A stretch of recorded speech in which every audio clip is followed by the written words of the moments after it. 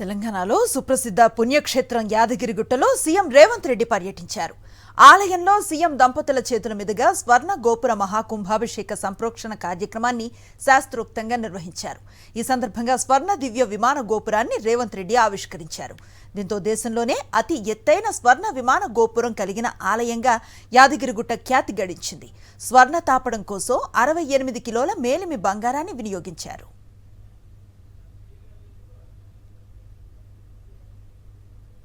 మొత్తం 108 మంది ఋత్వికులతో పూజలు నిర్వహించారు. ఇందుకోసం కొండపై హోమగుండాలను ఏర్పాటు చేశారు. పీఠాధిపతి రామానుజీయర్ స్వామి ఆధ్వర్యంలో మహాకుంభ సంప్రోక్షణ కార్యక్రమం జరిగింది. దేశంలో పుణ్య నదుల నుంచి పవిత్ర జలాలను యాదగిరిగుట్టకు తెప్పించారు. ముందే నిర్ణయించిన ముహూర్తంలో రామానుజీయర్ స్వామి పర్యవేక్షణలో మహాకుంభ సంప్రోక్షణ కార్యక్రమం జరిగింది.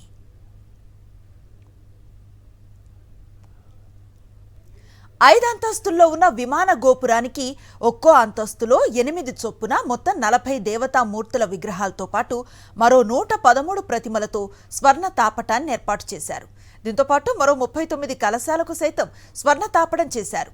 మహా సంప్రోక్షణకు 40 జీవనదుల జలాలతో అభిషేకించి సంప్రోక్షణ చేసి స్వర్ణ విమాన గోపురాన్ని ఆవిష్కరణ క్రతువును వైదిక బృందం నిర్వహించింది.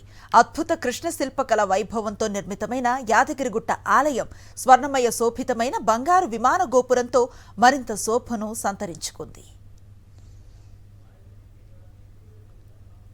స్వర్ణ తాపడం సందర్భంగా రాష్ట్రంలో పలు ప్రాంతాల నుంచి భారీగా భక్తులు యాదగిరిగుట్టకు తరలివచ్చారు. దూర ప్రాంతాల నుంచి వచ్చిన భక్తులకు ఎలాంటి ఇబ్బందులు తలెత్తకుండా ఆలయ అధికారులు ఏర్పాట్లు చేశారు. ఇక నుంచి స్వామిని దర్శించుకునేందుకు వచ్చే భక్తుల సంఖ్య గణనీయంగా పెరుగుతుందని అంచనా వేస్తున్నారు.